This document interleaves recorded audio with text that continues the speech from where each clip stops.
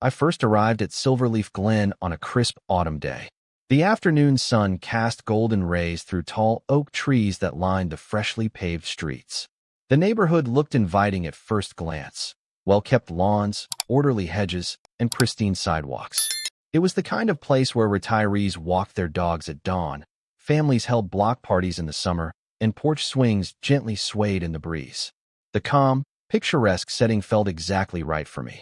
My position as the chief deputy at the state fire marshal's office often brought me into high-stress situations, inspecting hazardous industrial sites or investigating suspicious fires. I craved a peaceful environment where I could decompress. Little did I know that beneath Silverleaf Glen's tranquil veneer, a quiet storm was brewing. As I drove my SUV up to my new house, a two-story contemporary design with a tidy front yard, my neighborly welcome came in the form of a watchful glare. Across the street, a woman stood on the sidewalk, arms folded. She looked to be in her mid-50s, with neatly styled hair that hovered somewhere between ash blonde and silver. Her gaze flickered between my vehicle, the moving truck that followed, and the boxes being unloaded. I paused and offered a wave. She gave a tight-lipped nod before turning on her heel and disappearing behind a row of manicured bushes. I shrugged it off as typical suburban curiosity. If only I'd recognized the early warning.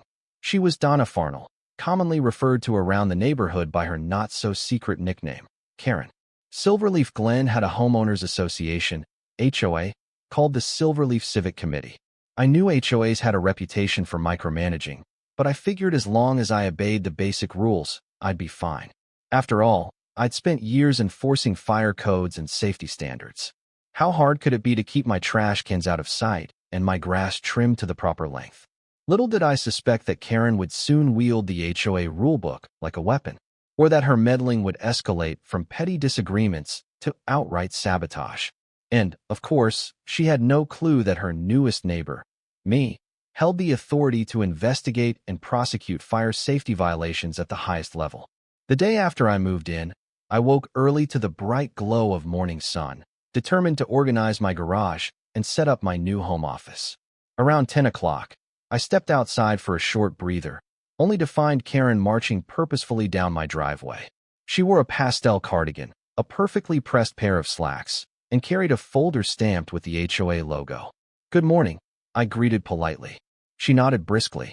"I'm Donna Farnell, president of the Silverleaf Civic Committee," she announced, ignoring my extended hand. "But everyone just calls me Karen. I assume you've heard that name already." Her tone carried a note of pride, as though she relished the moniker that typically signified an overbearing personality. She tapped the folder against her hip. "We like to keep Silverleaf Glen to a certain standard. We have rules for landscaping, parking, mailbox colors, and so forth." Her eyes scanned my modest yard, lingering on a couple of boxes left in the driveway. "That includes ensuring no unsightly clutter remains in plain view." I looked at the boxes. They contained my backyard fire pit accessories and a few folding chairs. "Yes, I'll move those inside soon. The movers just left." "I appreciate the heads up." She pursed her lips. "Well, be sure you do it today. We like to avoid any appearance of disorganization. And keep in mind that we have a strict timeline for new owners to submit a landscaping plan if they want to make changes to hedges or fences." "I'll keep that in mind," I replied, trying to stay cordial. Karen narrowed her eyes as if deciding whether she'd made her point. "Also," she added, flipping open her folder, "the HOA meets every second Wednesday. You're required to attend." She handed me a typed schedule. "Don't be late." With that, she turned on her heel and strolled back down the driveway. I exhaled, biting back a retort. My first personal run-in with Karen was barely 5 minutes old, and she'd already laid down the law. I reminded myself that HOAs often had strict guidelines. Perhaps I was overreacting to her abrupt manner, but something about her tone made me uneasy, like she was ready to pounce on even the slightest perceived infraction. Shaking my head, I walked back inside to continue unpacking. Whatever minor annoyances lay ahead, I promised myself I'd handle them politely. After all, I was in Silverleaf Glen for peace, not conflict. Still, a spark of apprehension lingered, warning me that Karen was not your average HOA busybody. Over the following weeks, life in Silverleaf Glen settled into a pattern, at least on the surface. I rose early to head into the state fire marshal's regional office, returning late afternoon. In the evenings, I'd jog along the tree-lined streets, appreciating the quiet. Occasionally, I'd see Karen making her rounds, phone in hand, snapping pictures of any violations she noticed. Neighbors whispered about her behind closed doors. A retired couple next door explained how she'd once sent them a citation for having a bird bath of an unapproved design. Another neighbor confided that Karen had threatened to fine them for planting tulips 2 inches too close to the sidewalk. She wields the rulebook like a sword, they warned. Despite her intrusive nature, my first real alarm bell sounded when I noticed odd changes in the neighborhood's infrastructure, specifically the bright red fire hydrants. On my daily jogs, I like to track the condition of hydrants. It's a habit from my job. A faulty or poorly maintained hydrant can literally mean the difference between a contained fire and a neighborhood tragedy. In Silverleaf Glen, the hydrants were spaced evenly, each with a small reflective marker for easy identification at night. But I began to notice something unusual. A couple of hydrants had newly installed locks on their caps, heavy, silver padlocks that didn't appear to be the standard city-issued variety. Even more bizarrely, a sign was taped near one hydrant, reading, HOA access only. Violators will be fined. That sign made no sense. Fire hydrants are public utilities, typically under city or county jurisdiction. An HOA has no business restricting or modifying them without coordinating with the local fire department. Intrigued, I snapped a few photos with my phone and made a mental note to check in with the city's water services department. Possibly, the HOA had some unusual agreement with the city. But a private organization tampering with hydrants is a serious matter. As I resumed my jog, my mind whirred. Was this just a misunderstanding, or was the HOA, led by Karen, overstepping their authority in a potentially dangerous way? The second Wednesday of the month arrived, bringing my first mandatory HOA meeting. It took place in the community clubhouse, a modern, single-story building with wide windows and a polished hardwood floor. Folding chairs were arranged in rows, facing a long table with nameplates for the HOA board members. Karen sat at the center, flanked by her loyal second-in-command, Richard Crowley, and 2 other board members. Around 30 residents showed up, wearing expressions ranging from mild interest to resigned dread. "Good evening," Karen began in her clipped tone. "Let's call the Silverleaf Civic Committee meeting to order." She glanced at a typed agenda. "First, I want to discuss certain landscaping violations. Several homes have yet to trim their hedges to the approved height of 30 inches. You'll receive letters by the end of the week if you're non-compliant." She went on about fences, mailboxes, and trash schedules. The proceedings felt more like a lecture than a community gathering. Finally, she came to new business and cleared her throat. "We have had unauthorized vehicles parking on the street overnight. While the city allows some on-street parking, the HOA restricts it for aesthetic reasons. We want a clean curb line. Residents are advised that repeated offenses will result in fines." A hand shot up in the audience. "I have a question," said an older man. "Sometimes my granddaughter visits late, and it's safer for her to park on the street rather than walk from the guest lot 2 blocks away." Karen's lips pressed into a thin line. "I sympathize, but rules are rules. We must preserve the uniform look of the community. Feel free to drop her at your door before moving the car." The man's face fell, and he quietly lowered his hand. I sighed inwardly, waiting for a chance to raise my own concerns about the hydrants. Finally, the floor opened for general questions. I stood, introducing myself. "I'm new here. I've noticed that some fire hydrants have locks on the caps. Could you clarify the HOA's policy on modifying hydrants?" Karen's eyes flicked in my direction. "Fire hydrants are community property under the guidelines of the Silverleaf Civic Committee," she said coolly. "We've had issues with unauthorized use, people hooking hoses to them for personal projects or tampering. As a protective measure, we installed locks to ensure only authorized individuals, such as our private maintenance crew, can access them." My eyebrows shot up. "But aren't hydrants typically managed by the local water department and the fire department? That's public property, right?" She bristled. "The details are in the covenants.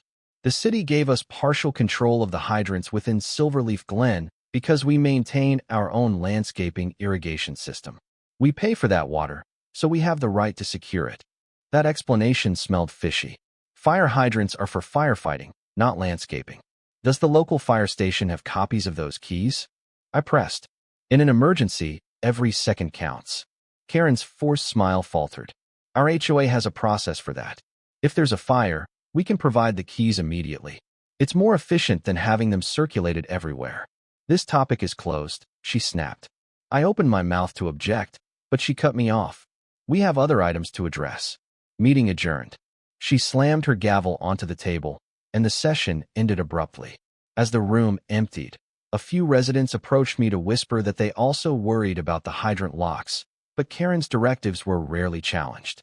She claims it keeps water usage in check, one neighbor said. But I don't see how that helps in a fire. I walked home that night with a simmering unease. Something about Karen's stance on controlling hydrants felt both arrogant and dangerous. I decided to investigate more thoroughly. My professional instincts told me the safety of Silverleaf Glen might be at risk. Back at the fire marshal's office, I initiated a discreet check into Silverleaf Glen's hydrant arrangements. My colleague in the Public Safety Division helped me search property records, city water agreements, and any official permits. After a day of digging, we found no documentation granting the HOA authority to lock hydrants. Zoning maps confirmed the hydrants were city-maintained, with no special usage clause turning them into private property. I also contacted the city's water services manager, who was surprised to learn about these locks. We've never authorized an HOA to do that, he insisted. No mention in our database. If they're messing with hydrants, that's a violation of city ordinance. Additionally, I reached out to the local fire station. The captain was astonished. They lock the hydrants? We don't have keys. That's extremely dangerous. If we roll up to a house fire and can't access water, lives could be lost. With each piece of information, my alarm grew. Not only was Karen's justification weak, it was wholly illegal. Fire hydrants must remain accessible to emergency personnel at all times. By interfering, the HOA put the entire neighborhood at risk. If a house caught fire, precious minutes wasted cutting through a lock could cost someone's life. I decided to keep my identity within the fire marshal's office largely under wraps. People in the neighborhood knew I worked in fire safety, but Karen had no idea I was the highest-ranking state official in our region for code enforcement. I wanted to gather conclusive proof of wrongdoing before confronting the HOA. My plan was to photograph each locked hydrant, cross-reference them with city property lines, and build a rock-solid case. Only then would I bring the hammer down, figuratively and, if necessary, literally. While I quietly investigated, Karen's harassment in the neighborhood continued. Almost daily, she patrolled the streets, logging potential violations. She cited one family for having a basketball hoop in their driveway, claiming it disturbed the uniform look of the front yards. Another resident got a warning letter because their porch light bulb was too bright after 10 p.m. Meanwhile, the hydrant locks persisted, and no one dared challenge her openly. Then came the first sign of real trouble. One weekend, a small electrical fire broke out in a resident's garage. The homeowner managed to extinguish it with a portable fire extinguisher before the fire department arrived. But when firefighters attempted to flush the hydrant nearest the house, they discovered a heavy padlock, one of Karen's. Lacking a key, they had to drive a block away to the next hydrant, wasting precious time. Thankfully, the situation was under control, but it underscored the severity of the risk. Word spread quickly, triggering gossip throughout Silverleaf Glen. People whispered that the HOA's hydrant locks nearly caused a disaster. Karen responded by doubling down, issuing an HOA bulletin that any unverified reports about the hydrants were irresponsible rumors. She insisted the system was safe, claiming the fire department had overreacted. Many residents, however, grew increasingly uneasy. Late one evening, I was reviewing my documents at home when my doorbell rang. Opening it, I found Karen herself, folder in hand, an imperious look on her face. "Good evening," I said. "Something I can help you with?" She eyed me sternly. "I've received several complaints that you've been seen wandering around the neighborhood, photographing public fixtures and hydrants. Is that correct?" I kept my face neutral. "I have a hobby in infrastructure photography." I lied, not ready to reveal my real intentions. Her lips thinned. "Hobby or not, you're raising concerns.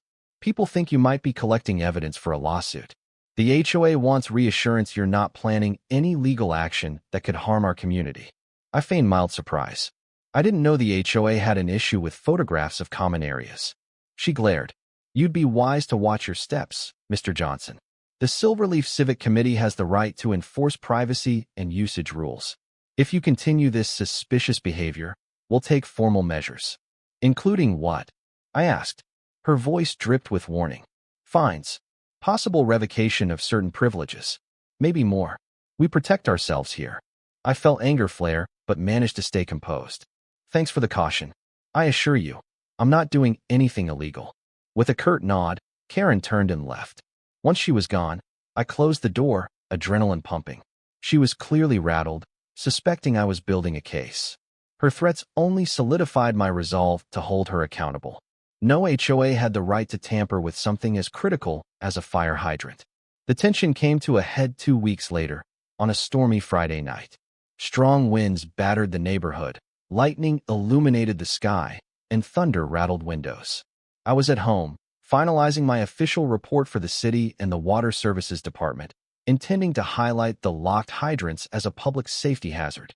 Suddenly, the power flickered. Through my front window, I saw a bright flash in the distance. A transformer must have blown. Seconds later, an alarm rang out, a shrill siren. My phone buzzed with an emergency alert. A house on Maplewood Lane, about 3 blocks away, was on fire, possibly caused by lightning striking an attic. My heart clenched. I grabbed my state fire marshal's credentials, a raincoat, and dashed out to my car. Navigating slick roads and poor visibility, I arrived to see flames licking the rooftop of a 2-story home. The local fire department was on the scene, but their engines were parked a few hundred feet away. Firefighters scrambled to connect hoses. The hydrant in front of the house was locked. One firefighter frantically worked a bolt cutter against the padlock. Sparks flew as the iron refused to yield. Another crew rushed to unravel a long hose from a second engine parked by a farther hydrant. Unlocked, but an extra distance away. Precious minutes ticked by. As a strong gust of wind fed the flames, the attic burst with bright orange fire. Neighbors huddled on the street in the pouring rain, watching in horror. I raced forward, identifying myself to the fire captain. He recognized me immediately.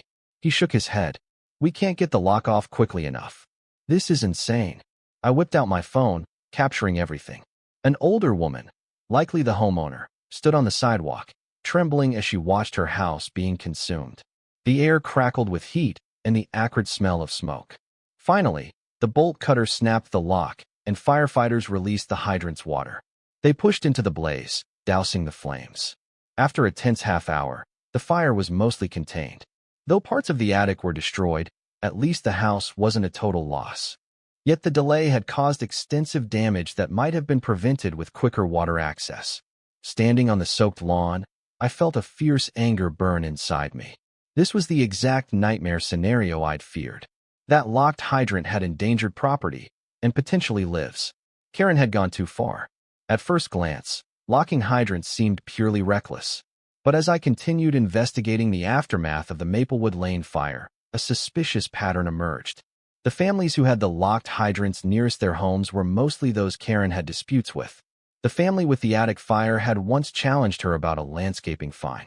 Another locked hydrant was on the corner by a home that had installed an unapproved fence. It looked less like a misguided water conservation measure and more like petty revenge. I interviewed neighbors who'd received warnings or fines from the HOA. Many mentioned Karen's fixation on punishing those who questioned her authority. One resident confided that Karen had threatened to place them on a troublemakers list, ensuring they'd face extra scrutiny. If she used hydrant locks to harass them, she was playing a very dangerous game indeed. Meanwhile, the local news got wind of the Maplewood Lane fire and the locked hydrant fiasco. A reporter named Genevieve Porter knocked on my door, asking for a statement. I gave a measured response, confirming I witnessed the locked hydrant, but directing her to the fire department for details. Then I discreetly hinted there was more to the story. Once the press started sniffing around, it would be impossible for Karen to keep up her facade of innocence. Behind the scenes, I compiled my evidence, photographs of every locked hydrant, city records proving the hydrants were public property, statements from neighbors, and the fire department detailing how the locks impeded their work. Then came the final blow. I pulled the official code statutes referencing tampering with fire safety equipment, a felony in many jurisdictions if it leads to injury or extensive property damage. In a matter of days, I had a complete case file that left no room for ambiguity. Karen had brazenly violated the law, threatened public safety, and now stood on the brink of criminal charges. All that remained was to present the findings to the city attorney and the county district court. Word spread quickly that the hydrant locks had caused real harm. A public outcry began, with residents demanding an emergency HOA meeting to hold Karen accountable. She resisted at first, but the board members overrode her. A meeting was scheduled for a Saturday afternoon in the same community clubhouse where she once presided so confidently. The clubhouse was packed. Emotions ran high as neighbors whispered in anxious groups. Some carried signs reading, "Unlock our hydrants," and "Safety first." Others simply looked furious or scared. The Maplewood Lane homeowners, their arms wrapped around each other, sat in the front row. They wore expressions of anger and heartbreak over their partially destroyed home. Karen entered, flanked by Richard Crowley and the other board members. A hush fell, broken only by the rain drumming on the roof. She cleared her throat, trying to maintain the commanding air she was known for. "I understand we've had some concerns regarding our hydrant security measures," she began, voice trembling slightly. A neighbor spoke up. "Concerns? You nearly got someone's home burned down." Karen's cheeks reddened. "Those locks were only meant to stop unauthorized water usage," she insisted. "Anyone who needed legitimate access could contact the HOA for the keys." The crowd erupted in angry murmurs. Another voice piped up. "What about the fire department needing immediate access? Did you expect them to run to your house in the middle of the night for a key?" Karen glared around, searching for support, but the board members kept their eyes down, distancing themselves from her. She sputtered, It's a misunderstanding." At that moment, I stood, stepping to the front of the room.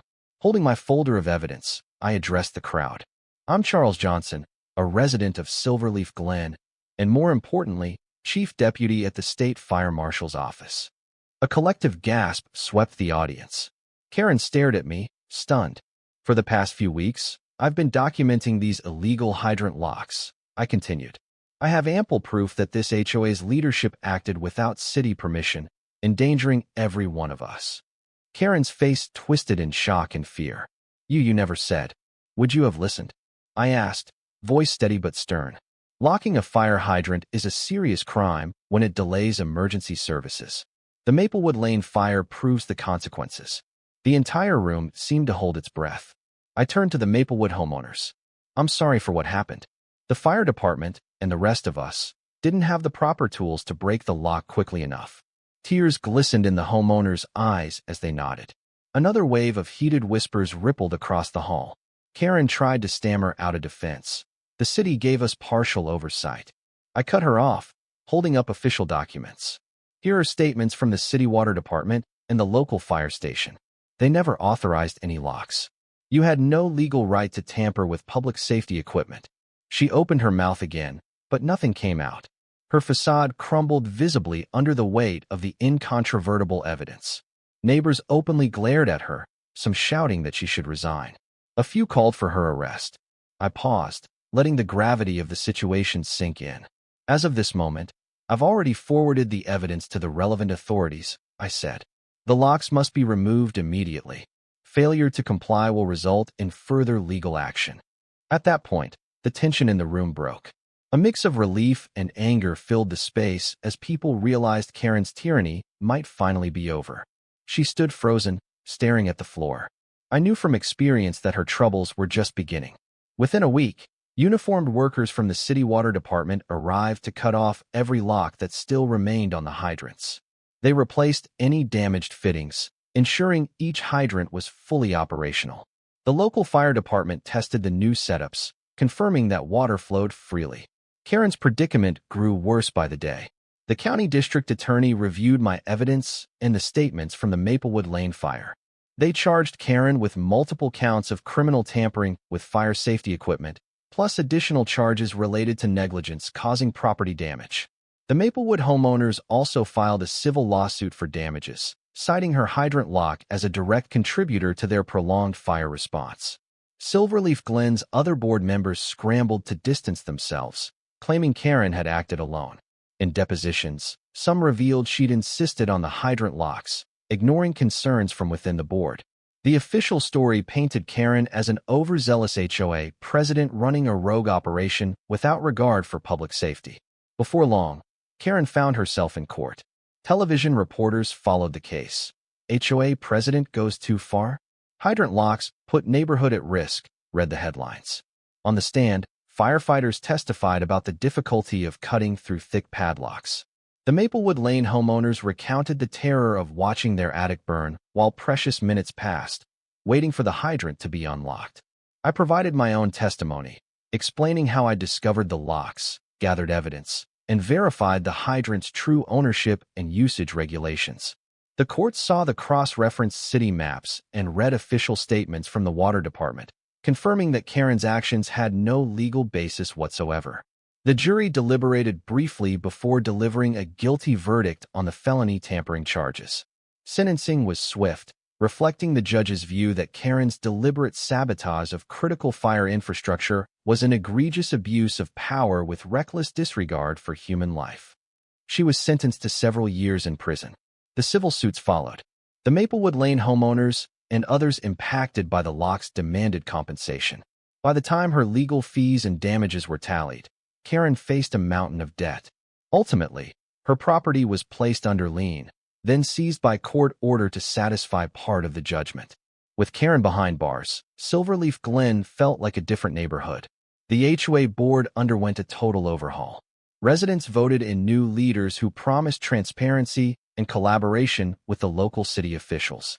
They wasted no time reversing many of Karen's draconian rules, like petty fines for slight mailbox deviations or overnight street parking.